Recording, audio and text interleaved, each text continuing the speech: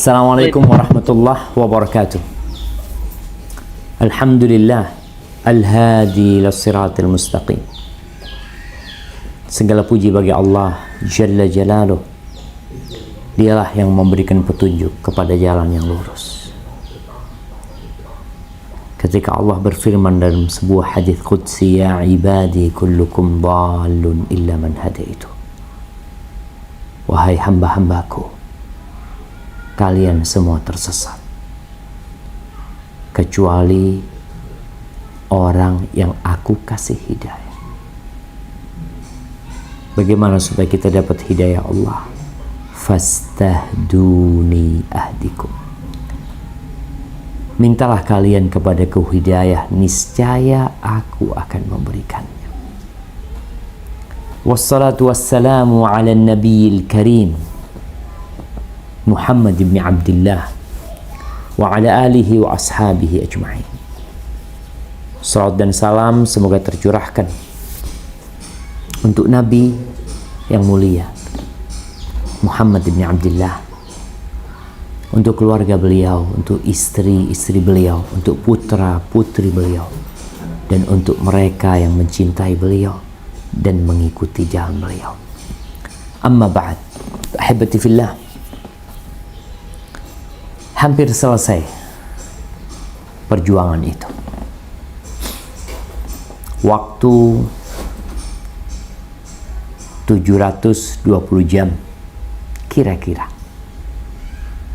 yang diberikan kepada kita agar kita dapat meraih kemenangan. Tinggal tersisa beberapa jam saja. Namun tanda-tanda kemenangan itu kelihatan. Terkadang kita melihat pacuan kuda.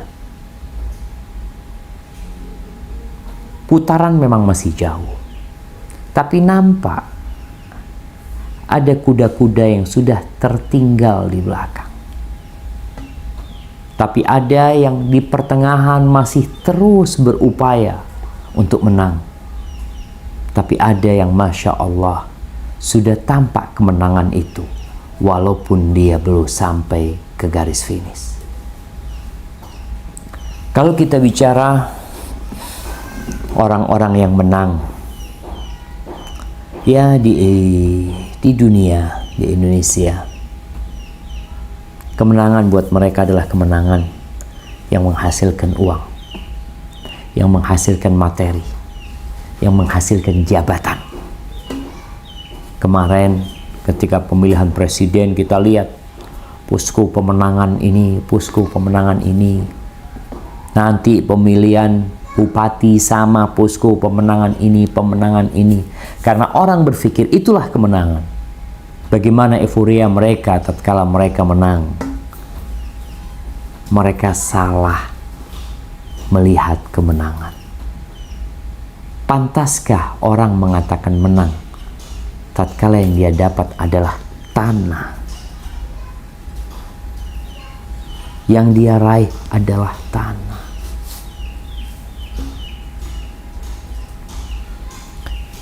Di surat Al-Hasyr, Allah menyebutkan bagaimana orang-orang yang menang dan bagaimana orang-orang yang gagal, yang kalah. Mungkin bisa kita baca di ayat 19 dan 20. Tafadhal. Billahi minasyaitonir rajim. ولا تكونوا كالذين نسوا الله فأنساهم أنفسهم أولئك هم الفاسقون لا يستوي أصحاب النار وأصحاب الجنة أصحاب الجنة هم الفائزون. Yang artinya, dan janganlah kamu seperti orang-orang yang lupa kepada Allah, sehingga Allah menjadikan mereka lupa akan diri sendiri. Mereka itulah orang-orang yang fasik. Tidak sama para penghuni neraka dengan para penghuni-penghuni surga. penghuni-penghuni surga itulah orang-orang yang memperoleh kemenangan. Barakallahu fikum. Dari sini kita udah bisa melihat ada orang-orang yang lupa sama Allah di bulan Ramadan, lupa sama Allah. Allah tidak minta banyak kepada mereka.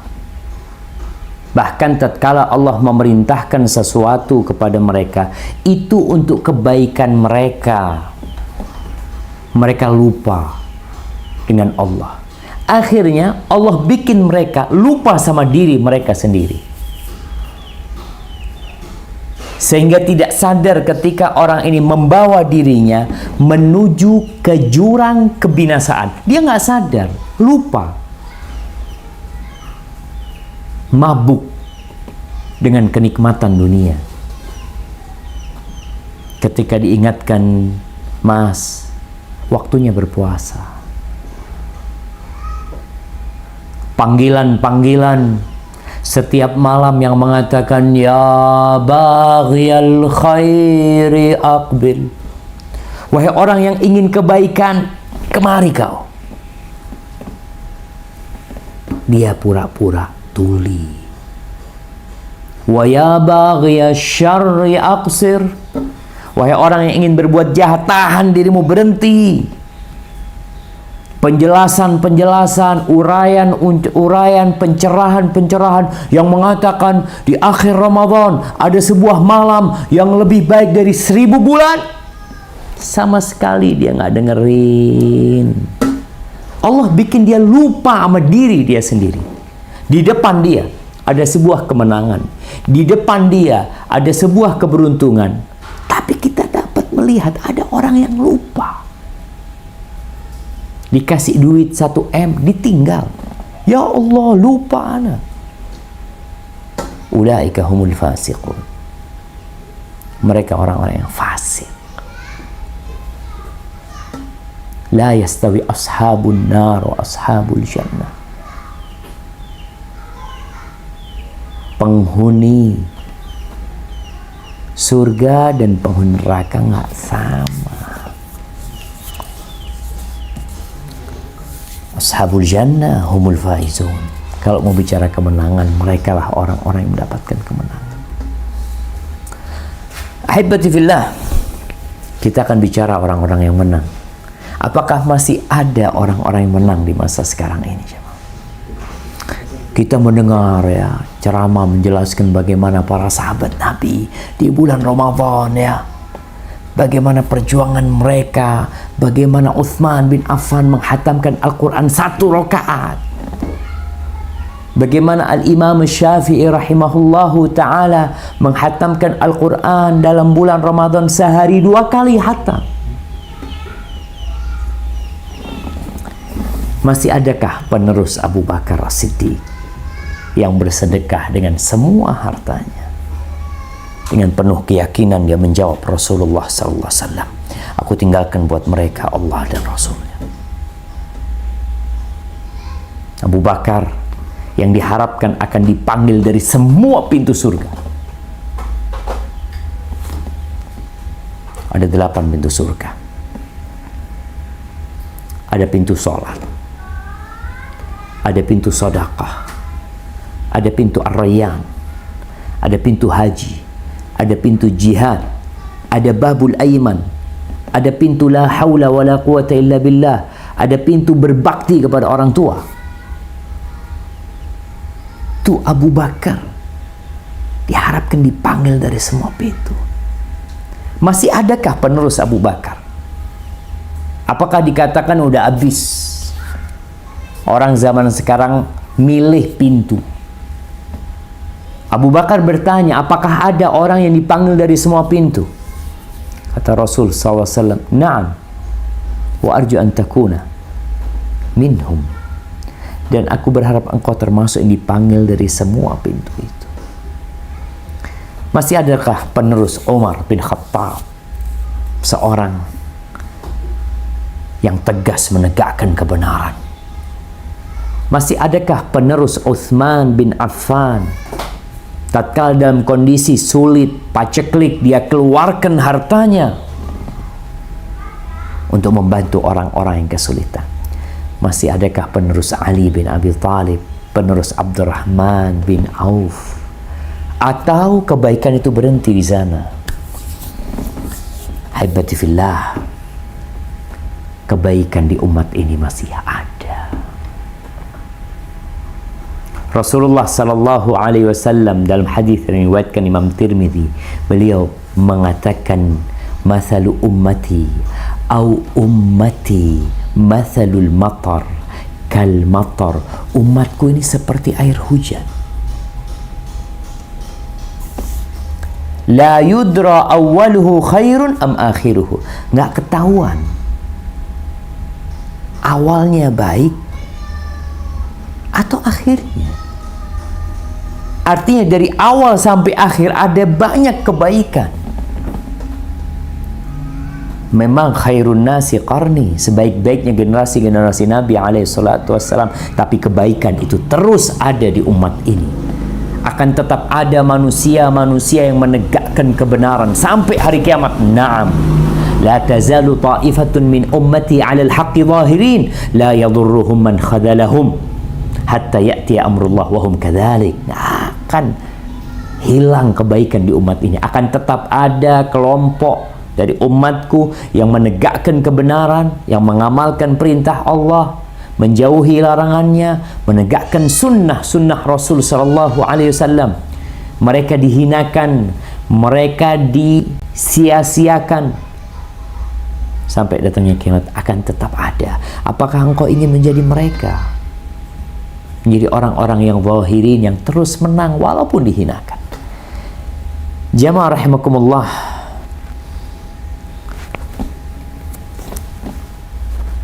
Rasulullah sallallahu alaihi wasallam itu pernah rindu sama kita. Di dalam hadis yang diriwayatkan oleh Abu Hurairah, bahwa Nabi alaihi salatu wasallam pernah mendatangi kuburan Baqi. Lalu beliau mengatakan, "Assalamualaikum dara qaumin mu'minin wa inna insyaallah bikum lalahiqun." Beliau mengatakan, "Assalamualaikum negeri orang-orang yang beriman. Kami insya Allah akan bergabung sama kalian." Kita semua menanti giliran untuk bergabung dengan mereka yang sudah mati. Waditu anna qad ra'ayna ikhwanana. Lalu beliau mengatakan kepada para sahabatnya, aku tuh ingin kita nih udah kelihatan sama saudara-saudara kita. Udah melihat saudara-saudara kita. Maka para sahabat mengatakan, awalasna ikhwanaka ya Rasulullah, bukankah kami saudara-saudaramu? Qala antum ashabi, kalian sahabat-sahabatku. Wa ikhwanuna alladzina lam ya'tu ba'd. Adapun saudara-saudara kita, mereka yang belum datang. Ya Allah jemaah, kalau Rasulullah rindu untuk berjumpa dengan kita, apakah kita rindu untuk berjumpa Rasulullah sallallahu alaihi wasallam?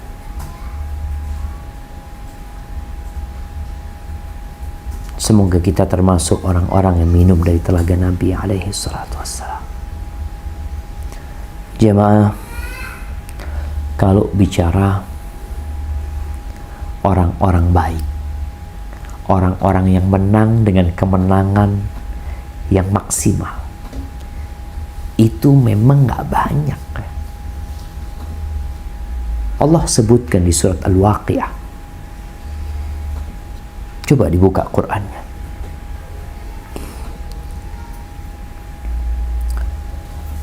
Nah, dari ayat 7 sampai ayat 14.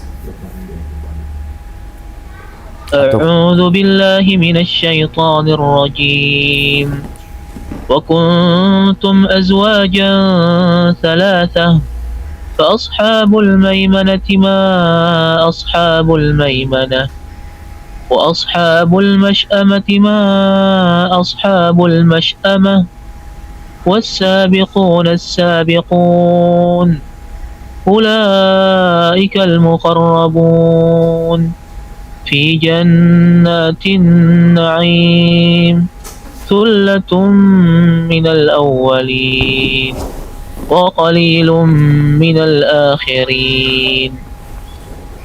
Yang artinya, dan kamu menjadi 3 golongan, yaitu golongan kanan, alangkah mulianya golongan kanan itu, dan golongan kiri, alangkah sengsaranya golongan kiri itu, dan orang-orang yang paling dahulu beriman, mereka lah yang paling dahulu masuk surga.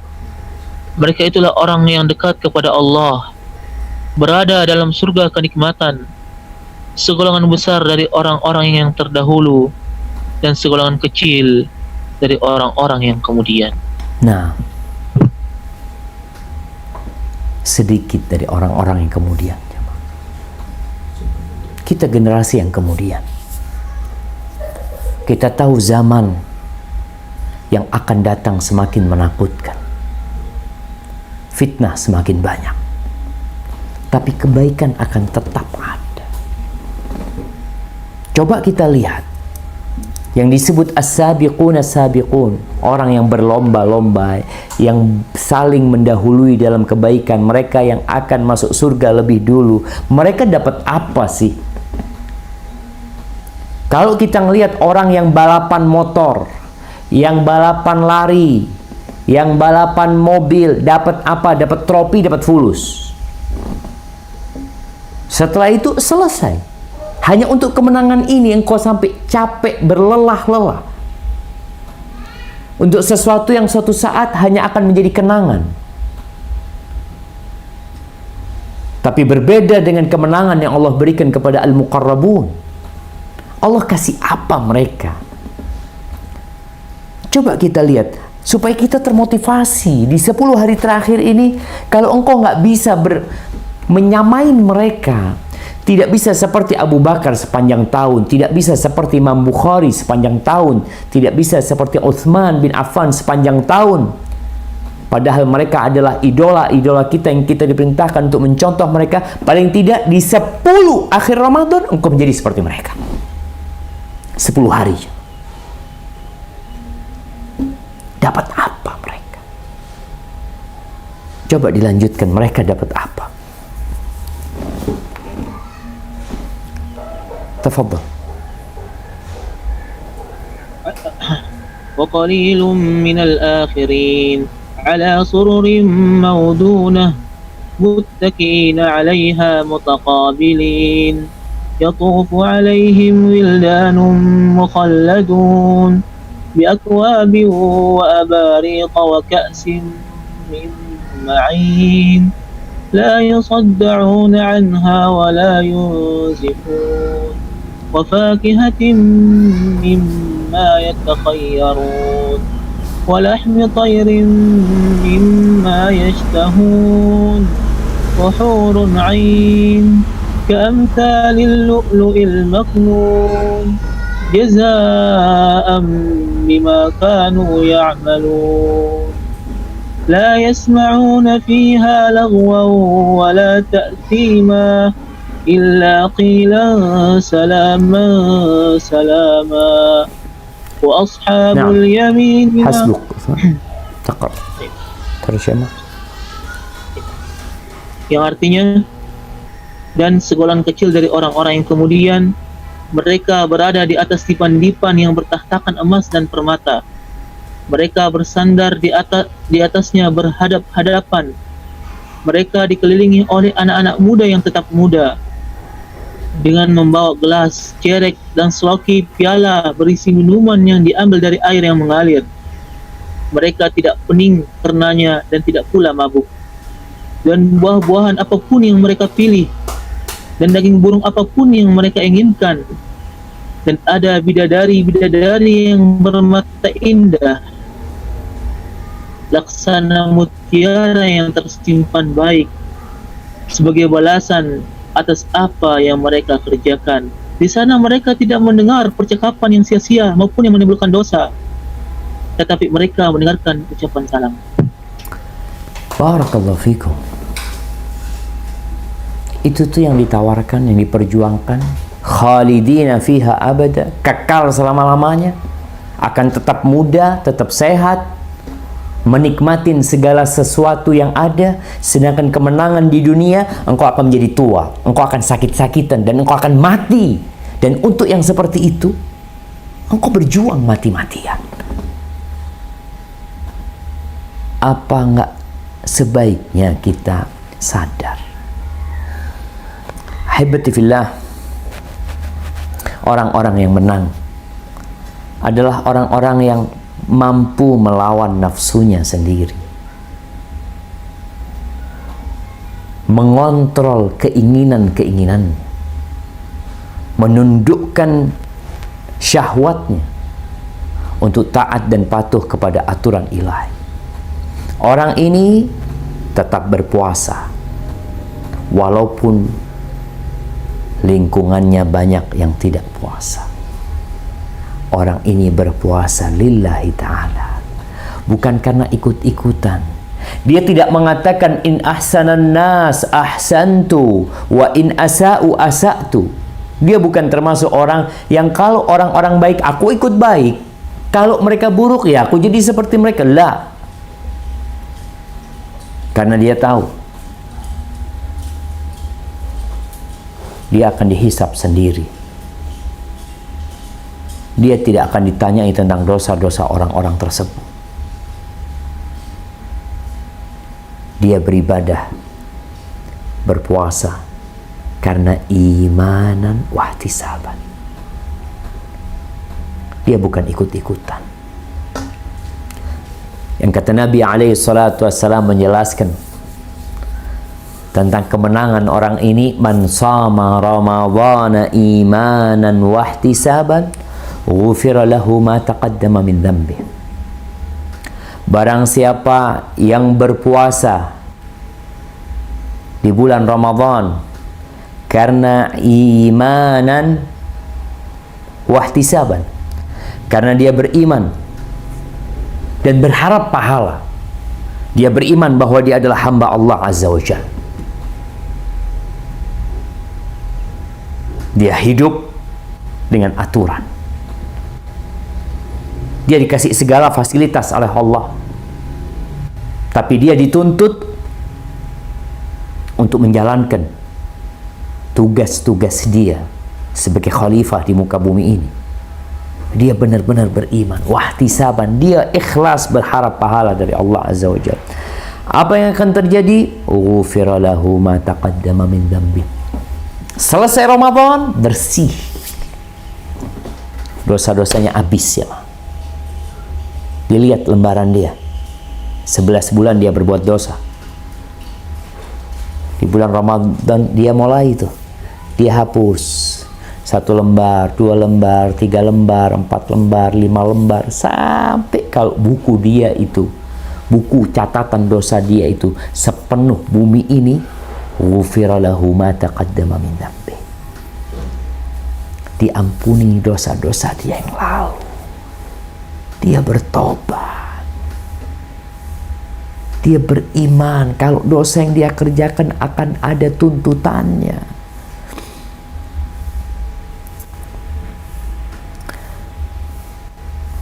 Adapun yang kalah bukan karena dia dipukul oleh orang, bukan karena kekuatan orang lebih kuat dari dirinya, bukan karena dia dikeroyok, bukan, tapi karena dianya yang lemah, tidak mampu menghadapi jiwa yang berkumpul dengan tubuhnya. Dia berbuka sebelum waktunya. Dia mungkin hanya berpuasa 10 hari, 15 hari, seenak dia, semau dia,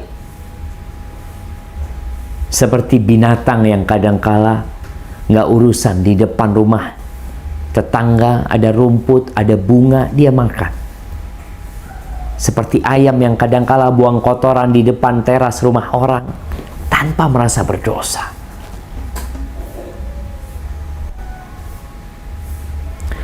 Rasulullah sallallahu alaihi wasallam pernah menceritakan tentang hukuman buat orang-orang yang gagal. Kalau orang ikut lomba lari, gagal ya udah nggak dapat hadiah, selesai. Pacuan kuda gagal ya udah nggak dapat hadiah. Tapi dalam perlombaan menuju kepada Allah Azza wa Jalla yang gagal, maka dia akan dapat azab. An Abi Umamah radhiyallahu anhu qala sami'tu Rasulullah sallallahu alaihi wasallam yaqul, aku mendengar Rasulullah sallallahu alaihi wasallam bersabda, kata Abu Umamah, baina ana naim id atani rajulan fa akhadha bi dhab'iyya fa ataya bi jabalan wa'iran fa qala li is'ad. Ketika aku sedang tidur, kata Nabi alaihi salatu wasallam, dalam mimpiku aku didatangi oleh dua orang. Yang keduanya memegang kedua pundakku, dibawa seperti orang kalau dipapah. Faqala li is'ab, lalu aku dikatakan, yuk naik kau. Maka naiklah Nabi SAW. Beliau sempat mengatakan, ini la utiquhu, aku nggak mampu naik, kata dia. Jalannya terjal yang harus dilewatin. Inna sanusahiluhu lak, kita akan mudahkan buat engkau. Fasa'idtu hatta idza kuntu fi suwa'il jabal, maka naiklah Nabi SAW di jalan yang terjal ini sampai ke puncak gunung. Id ana bi aswatin syadidatin, aku mendengar suara yang keras, teriakan seperti lolongan. Maka Nabi mengatakan, ma hadhil aswat? Qala hadha awa'u ahli nar. Suara apa ini? Suara-suara apa ini? Ini adalah lolongan penghuni neraka. Antum pernah melihat yang namanya wa itu biasa digunakan untuk mengungkapkan suara serigala.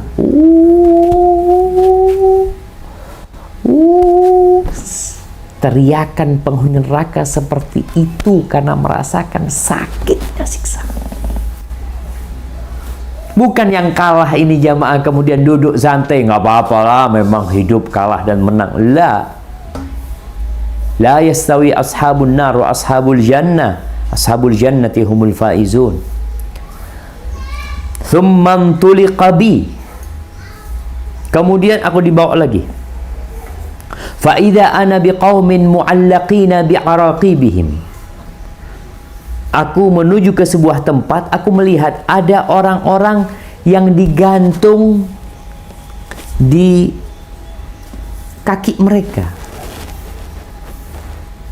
Jadi digantung nyungsang. Musyaqqaqatun ashdaquhum, seperti kita tahu kambing kalau lagi habis dipotong digantung di kakinya, seperti itu. Pipi mereka itu robek-robek. Tasilu ashdaquhum daman, darah itu mengalir dalam kondisi nyungsang sehingga darah itu terus ngalir. Qala qultu man haula, lalu aku bertanya, siapa mereka? Apa kata dua orang yang membawanya? Haula alladzina yuftiruna qabla tahillati shaumihim. Mereka adalah orang-orang yang berbuka sebelum waktunya. Dia puasa, tapi berbuka sebelum waktunya. Niatnya puasa, duhur udah berbuka, asar udah berbuka, 20 hari Ramadan setelah itu berbuka. Bagaimana dengan orang yang sama sekali nggak puasa? Jamaah rahimakumullah. Tuh, itu orang-orang yang gagal. Orang-orang yang menang ini adalah orang-orang yang tetap sholat malam walaupun sudah banyak yang off. masjid sepi ya. Kadangkala di 10 hari terakhir itu, ya Allah, orang-orang sudah pada pulang. Kalau musim pandemik ini orang-orang pada ibadah di rumah, kadangkala udah sibuk persiapan untuk Idul Fitr. Ini orang enggak. Dia tetap menghidupkan malamnya. Dia tahu dengan sabda Nabi SAW bahwa kemenangan itu man qama lailatal qadri imanan wahtisaban ghufira lahu ma taqaddama min dhanbi. Barang siapa yang bangun pada malam Lailatul Qadar karena keimanan dan berharapkan pahala dari Allah Azza wa Jalla, diampuni dosa-dosa dia. Untuk menjadi orang-orang yang menang, terus dia berusaha. Dia tahu bahwa kemuliaan seorang mukmin, kehormatan seorang mukmin itu bukan dengan dia berburu tahta, berburu jabatan, berburu harta. La. Dia ingat dengan pesan Jibril alaihissalam kepada Nabi alaihissalatu wassalam, wa'alam anna syarafal mu'min qiyamuhu bil-lail. Ketahuilah bahwa kemuliaan seorang mukmin ketika dia bangun malam. Salat, nih orang-orang yang menang. Dia berusaha, mungkin dia tidak bisa seperti Utsman bin Affan, 1 rakaat 1 juz, tapi dia memaksa dirinya untuk menghidupkan malamnya dengan 1 juz, 2 juz, 3 juz, 4 juz, semampu dia baca tuh Quran, dia berdiri, dia bangunkan keluarganya. Ini orang-orang yang menang. Yang dia tahu tidur itu enak, berselimut dengan hawa yang dingin, membaca doa bismikallahumma amutu wa ahya, nggak ingin bangun kecuali sahur untuk makan. Orang-orang yang menang ini, Masya Allah, dia tahu, ya ayyuhal muzammil qumil laila illa qalila nisfahu aw inqus minhu qalila aw zid alayhi warattilil qur'ana tartila inna sanulqi alayka qawlan thaqila. Nabi disuruh bangun, menghidupkan malamnya. Sepanjang tahun Rasulullah Sallallahu Alaihi Wasallam sholat malam. Ketika masuk 10 hari terakhir, beliau bersungguh-sungguh. Beliau tinggalkan istrinya. Beliau bangunkan keluarganya. Bangunkan tuh mereka untuk sholat. Tuh orang yang menang. Kau termasuk mereka, engkau tahu sendiri. Orang yang menang, orang yang terus bersedekah. Walaupun dalam kondisi sulit. Saat mafi fulus. Anak udah dirumahkan. Tapi orang sukses enggak. Rasul Sallallahu Alaihi Wasallam itu uangnya nggak banyak. Tapi kalau lagi dapat uang dibagiin sampai habis. Beliau itu di bulan Ramadan seperti angin. Kita rasakan angin ketika datang begitu kencangnya, semuanya merasakan kenikmatan tersebut. Itu Rasulullah SAW. Dia pun berbagi. Dia tidak diperbudak oleh hartanya.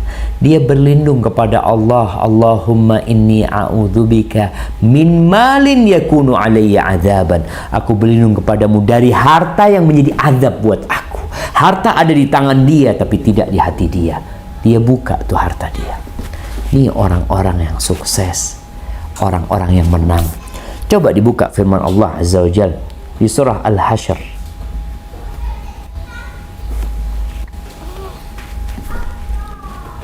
Allah berfirman di surat Al-Hasyr ayat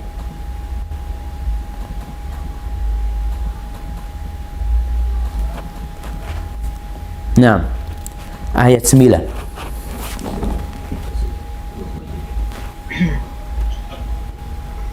أعوذ أعوذ بالله من الشيطان الرجيم والذين تبوأوا الدار والإيمان من قبلهم يحبون من هاجر إليهم ولا يجدون في صدورهم حاجة مما أوتوا ويؤثرون على أنفسهم ولو كان بهم خصاصة ومن يوق شح نفسه فأولئك هم المفلحون.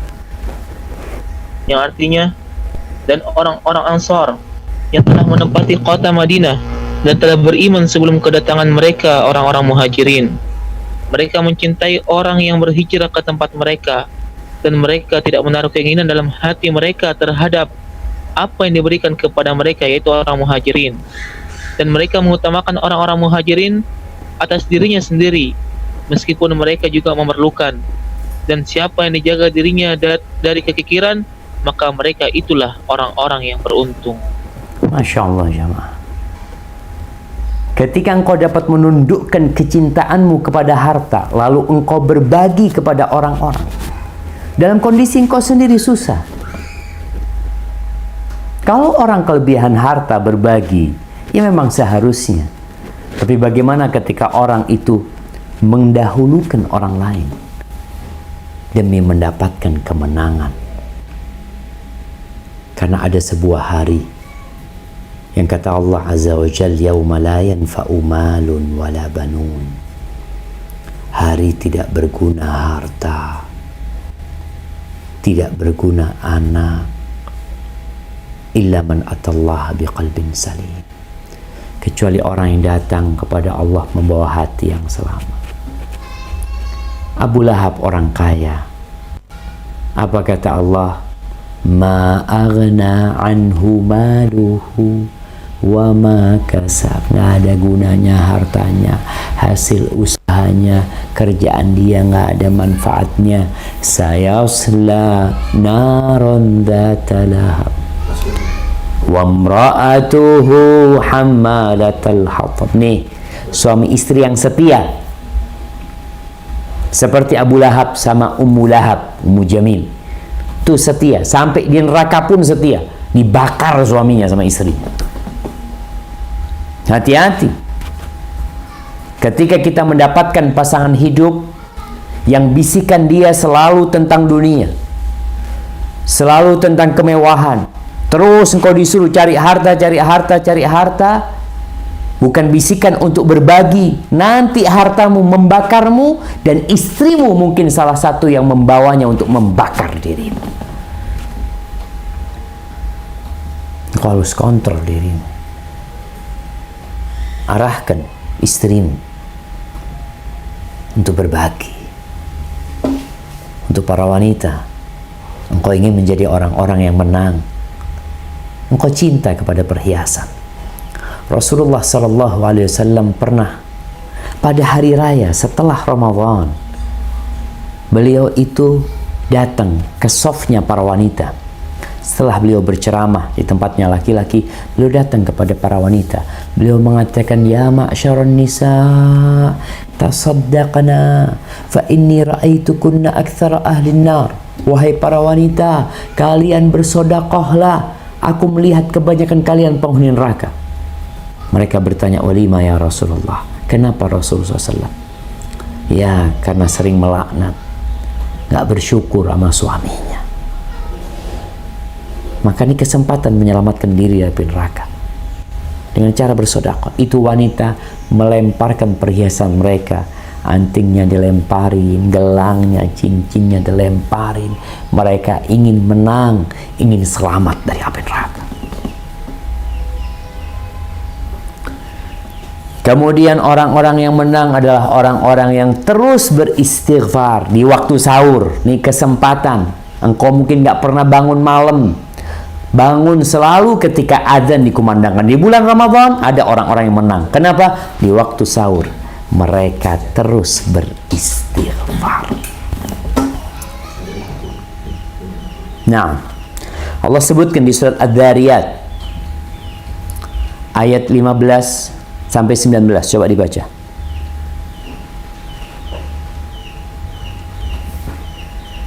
Ayat apa nih Ustaz? Ayat berapa Ustaz? Ayat 15 sampai 19.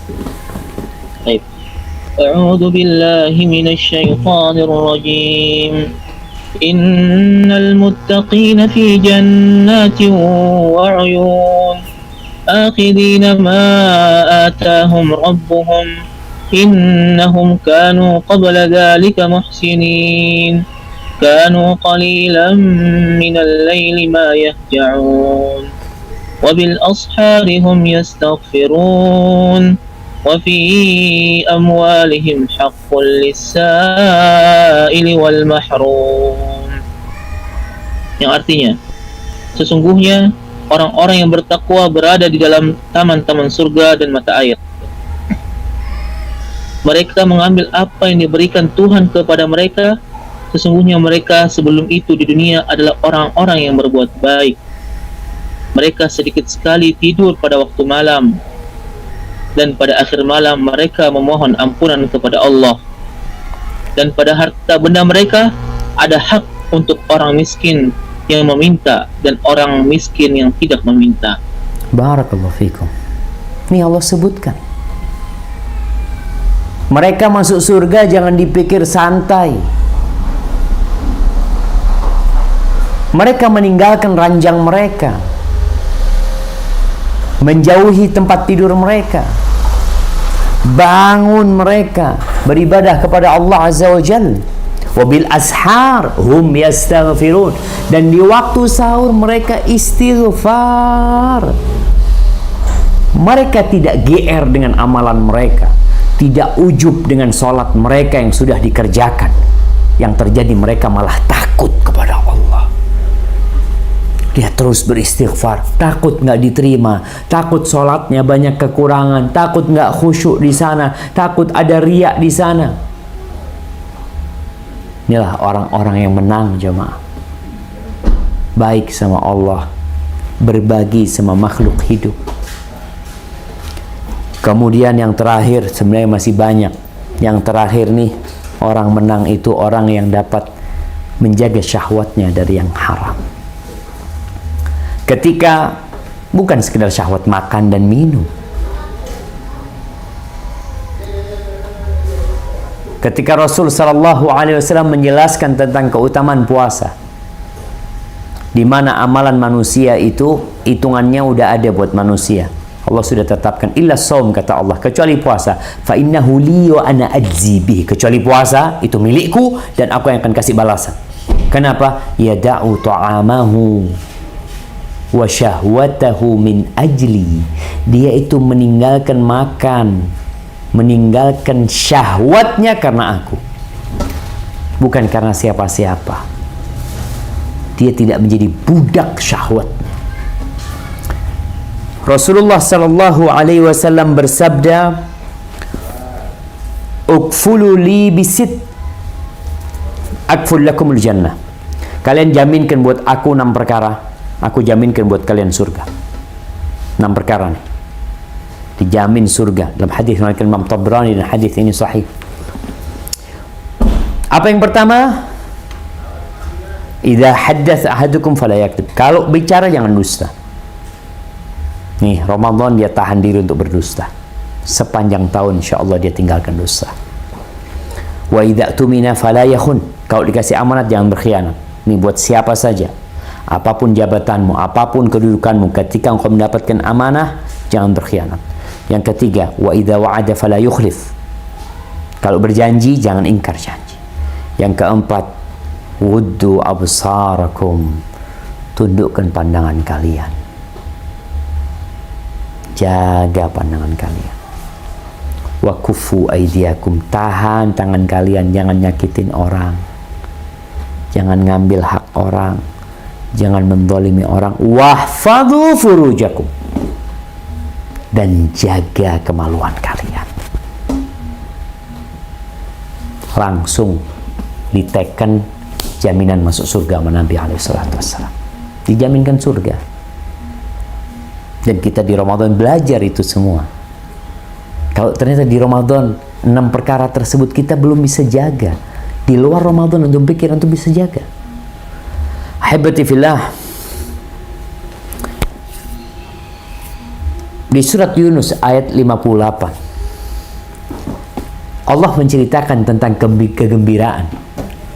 Kalau bicara orang yang menang tentunya gembira, dia akan kasih informasi, update status dia, aku menang ya alhamdulillah, ini itu dia ceritakan kepada orang-orang. Nah, kita bergembira. Lis-shaim farhatan, buat orang yang berpuasa dua kegembiraan. Farhatun 'inda fitri wa farhatun 'inda liqa'i rabbi. Bergembira tatkala berbuka dan bergembira ketika berjumpa dengan Allah Azza wa Jal. Ini kegembiraan yang perlu untuk dirayakan. Bagaimana merayakannya? Engkau merayakannya dengan bersyukur kepada Allah Azza wa Jal. Tidak perlu dengan berpesta. La. Kadangkala orang ada pesta Idul Fitri. Nah, orang gembira. Ternyata di sana orang-orang yang nggak puasa pun ikut gembira. Ada fulan nggak puasa, fulan nggak pernah sholat malam, ikut ahlan wa sahlan minal aidin wal faizin. Anda doakan belum termasuk orang yang sukses, orang-orang yang menang. Menang apa antum? Antum puasa, bajunya cuma baru, topinya baru, tapi imannya tetap yang lama, bahkan bertambah dosa baru. Coba dibaca surat Yunus ayat 58. قل بفضل الله وبرحمته فبذلك فليفرحوا هو خير مما يجمعون.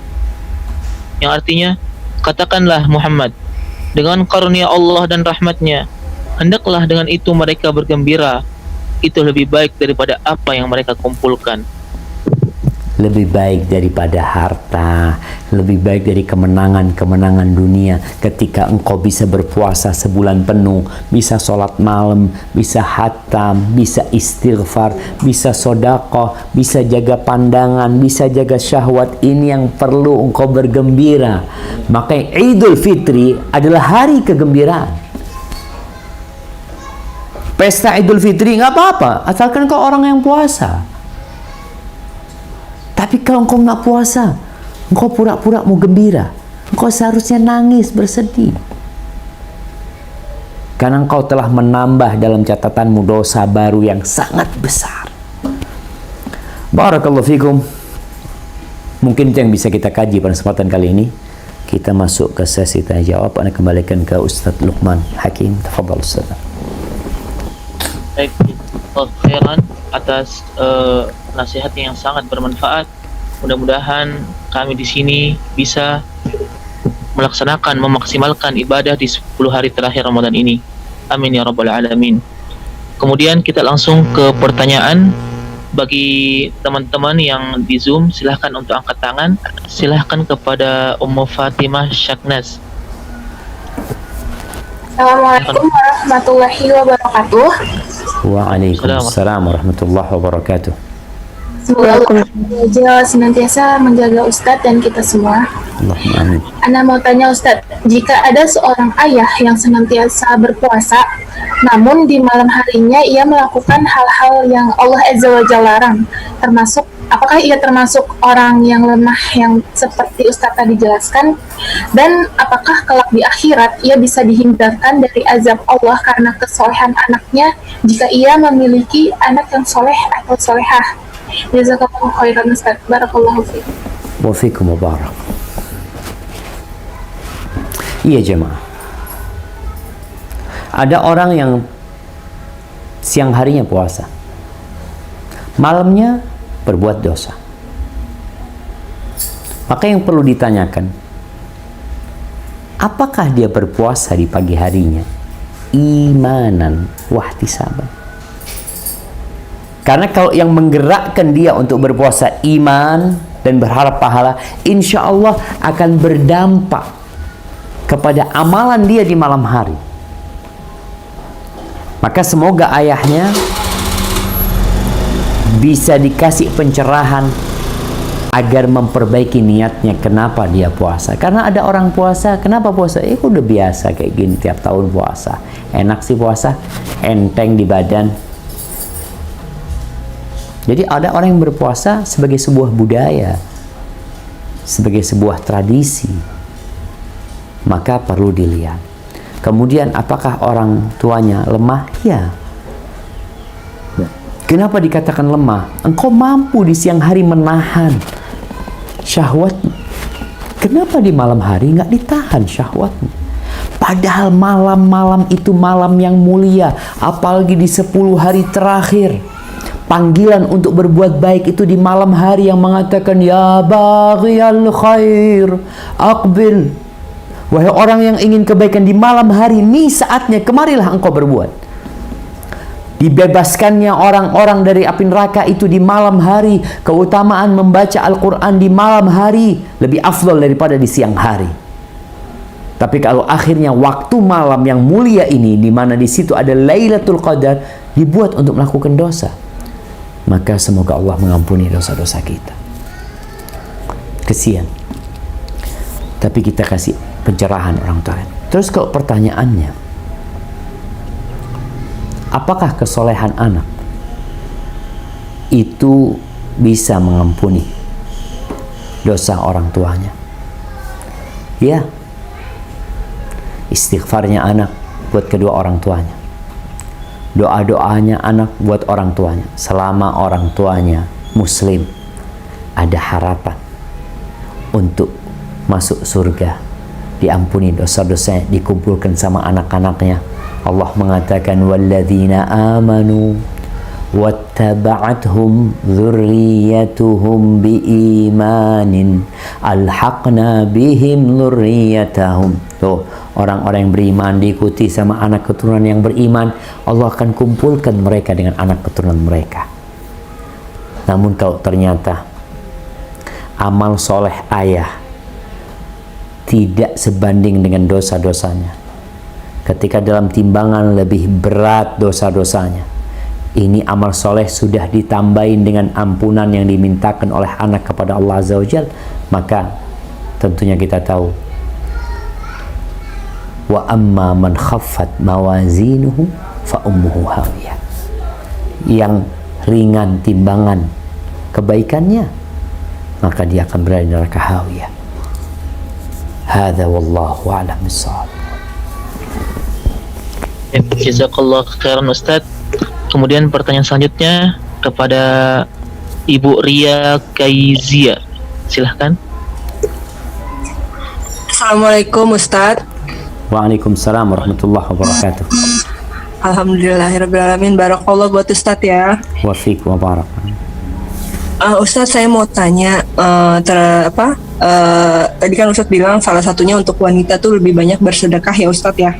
Nah, kalau sebagai kita nih sebagai wanita, khususnya sebagai berumah tangga, yang pertama apabila kita bersedekah, kita kan mengandalkan penghasilan dari suami, nafkah dari suami. Apakah kita perlu izin dari suami apabila kita ingin bersedekah? Itu yang pertama. Yang kedua, dalam kita bersedekah, manakah yang harus kita lebih prioritaskan? Apakah yang pertama itu orang tua kondisinya mampu, apakah kita tetap harus bersedekah dengan orang tua? Saudara yang kurang mampu, kepada yayasan anak yatim, atau tetangga yang terdekat, Ustaz?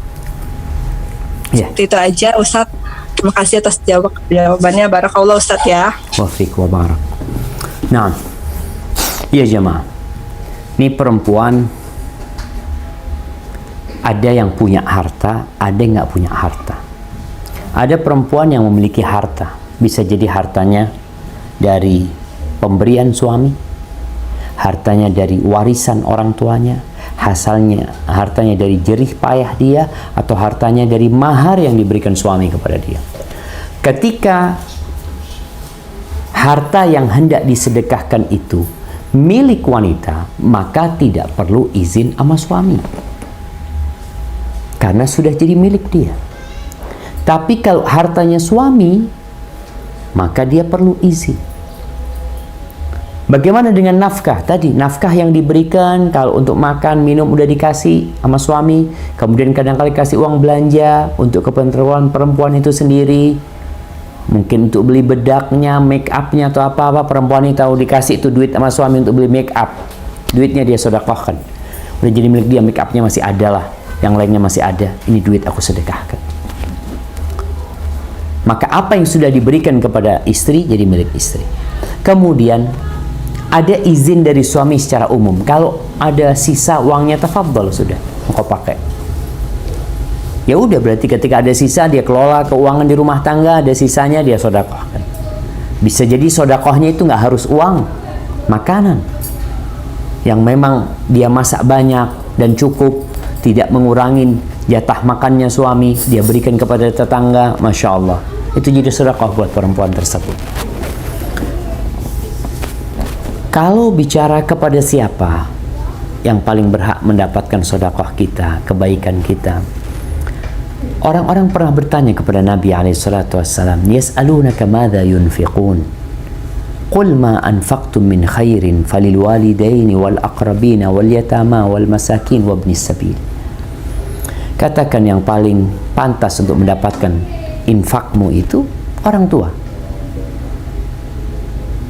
Kalau orang tua mampu, bisa jadi kita kasih hadiah buat orang tua yang membuat orang tua bahagia, diperhatikan sama anaknya. Wal aqrabin, kerabat-kerabat kita. Sebelum kita berbicara anak yatim, fakir miskin, Allah mengatakan kerabat kita. Wal aqrabin, cari kerabatmu, kakak, adik, keponakan, paman yang mungkin mereka susah hidupnya, di sini kau peduli sama mereka, berikan kepada mereka. Setelah itu nanti bisa ke yang lainnya, orang-orang miskin, tetangga sekitar kita, anak-anak yatim.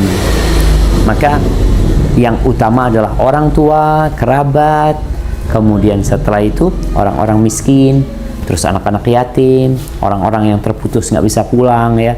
Kayak sekarang nih kondisinya banyak orang yang nggak bisa mudik atau nggak boleh mudik, dalam kondisi mereka nggak punya pekerjaan, mereka mau melanjutkan perjalanan juga nggak bisa, hidup di sana susah, maka mereka kita bantu. Ini mungkin kesempatan kita untuk membantu mereka. Dan buat wanita, jangan bersedih hati ketika engkau, anak nggak punya harta Ustaz, untuk bersedekah. Niatkan, engkau punya niat baik bersedekah. Bisa jadi pakaianmu, bisa jadi tasmu, bisa jadi cincinmu. Kalau nggak punya, insya Allah nanti kalau aku punya, aku akan bersedekah. Insya Allah engkau akan mendapatkan pahalanya. Hada wallahu a'lam bissawab. Jazakallah khairan. Untuk pertanyaan selanjutnya kepada Ibu Cuddea Putri. Silahkan Ibu Cuddea Putri.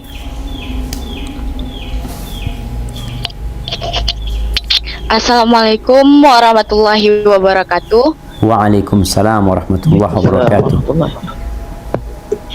Afwan Ustadz, izin tanya, misalnya ada seorang anak yang ingin membantu usaha orang tuanya di 10 hari terakhir Ramadan, tetapi dia berniat sangat ingin sekali untuk memaksimalkan 10 hari terakhir Ramadan tersebut, tapi dia terhalang untuk melaksanakannya karena dia ingin membantu orang tuanya di dalam mencari nafkah. Sekian Ustadz, apakah dia termasuk orang-orang yang melalaikan dari keutamaan 10 hari terakhir bulan Ramadan? Sekian, terima kasih, jazakallah khair. Nah, barakallahu fiik. Ya jemaah, kondisi 10 hari terakhir ini gak sama untuk semua orang. Ada yang punya harta lebih sehingga dia mungkin bisa santai. Ada yang punya tanggungan sehingga dia nggak bisa santai. Terus bagaimana dengan anak-anak yang tetap harus bekerja, orang-orang yang harus bekerja untuk memberikan nafkah, membantu orang tuanya? Apa yang harus dia lakukan? Yang pertama, niatnya. Niatkan dia untuk sholat malam. Ya Allah, aku kepingin sholat malam ya Allah, tapi kondisinya seperti ini. Niat kerjanya buat apa? Ada orang bekerja yang kata Nabi SAW, in kana kharaja yas'a, kalau orang itu keluar rumahnya berusaha, berupaya bekerja untuk memberikan nafkah ala abawaini kabiraini syaikhaini kabirain, untuk memberikan nafkah kepada orang tuanya yang sudah sepuh, fahuwa fi sabilillah, dia sedang berada di jalan Allah. Kalau dia bekerja berusaha untuk memberikan nafkah kepada anak-anaknya, fahuwa fi sabilillah. Yang ketiga, kalau dia keluar untuk menjaga kehormatan dirinya supaya dia nggak minta-minta, jangan sampai dia akhirnya mencuri, ngambil hartanya orang, fahuwa fi sabilillah. Tapi kalau dia bekerja riyaan wa mufakharatan, fahuwa fi sabilis syaitan. Kalau dia keluar dalam kondisi riya, untuk pamer, berbangga-banggaan, maka dia berada di jalan syaitan. Dan ana rasa orang yang bekerja di 10 hari terakhir, dia tetap bisa bersungguh-sungguh beribadah. Apa ibadah yang bisa dia kerjakan 10 hari terakhir dalam kondisi kerja? Dia matikan handphonenya. Dia ganti dengan berzikir kepada Allah SWT. Waktu yang biasa gunakan untuk melihat status orang, untuk membaca berita, untuk semuanya, dia ganti. Khalas lah, ana sudah nggak punya waktu untuk baca Quran, sholat malam, kemudian sibuk dengan memegang handphone. Ya taruh handphone. Haibati fillah, ibadah itu beragam, sehingga yang nggak bisa melakukan ini, lakukan yang ini, nggak bisa lakukan yang ini. Perempuan tadi ditanyakan, dianjurkan bagi dia untuk bersedekah. Naam, sholat dia terbatas, ada waktunya dia berhenti sholat. Puasa juga sama, datang bulan nggak bisa dia sholat. Iktikaf datang bulan, mau gimana dia? Tapi bicara sedekah, kapanpun dia bisa melakukannya. Sehingga tatkala ada seorang sahabat bertanya kepada Nabi SAW tentang sebuah amalan yang ringan buat dia, yang dia bisa istiqamah menjaganya, Nabi SAW mengatakan, la yazalu lisanuka rabban bidzikrillah. Jaga lisanmu untuk terus basah dengan mengingat Allah Azza wa Jalla. Ketika tubuhmu tidak bisa melakukan sholat malam, ketika uangmu tidak bisa untuk disedekahkan, engkau punya lisan yang dengannya engkau bisa terus mengingat Allah Azza wa Jalla. Maka bagi para anak yang bekerja, dan buat antum yang terus bekerja, Allah mengatakan, فَإِذَا قُضِيَتِ الصَّلَاةِ فَانْتَشِرُوا فِي الْأَرْضِ وَابْتَغُوا مِنْ فَضْلِ اللَّهِ وَاذْكُرُوا اللَّهَ كَثِيرًا لَعَلَّكُمْ تُفْلِحُونَ. Kalau kalian selesai sholat Jumat nih, silahkan kalian bertebaran di muka bumi ini, cari karunia ilahi, dan ingat Allah sebanyak-banyaknya, agar kalian menjadi orang-orang yang beruntung. Hadza wallahu a'lam bissawab. Nah. Pertanyaan lagi, Ustaz? Masih banyak? Masih bisa lanjut berapa pertanyaan lagi, Ustaz? Dua lagi. Baik. Jazakallah khairan, Ustaz, atas jawabannya. Kemudian lanjut ini ya, ada bapak-bapak Ustaz sekarang, alhamdulillah. Kepada Bapak Job Abu Pasha. Insyaallah baru bangun. Silahkan. Bapaknya mungkin. Assalamualaikum Ustaz. Waalaikumsalam warahmatullahi wabarakatuh. Ahlan wa sahlan, antum seger banget kayaknya, Masya Allah. Oh, alhamdulillah. Barakallahu fikum. Ustaz mau nanya, orang tua anak itu ada mengelola suatu yayasan pendidikan gitu Ustaz. Kemudian sama Kemenak ada disalurkan zakat fitrah berupa beras untuk disalurkan ke masyarakat sekitar. Nah, kebetulan orang tua anak pengen gabungkan itu dengan sodakoh, dengan menggalang sodakoh dari keluarga, dari saudara-saudara, nanti akan digabungkan dengan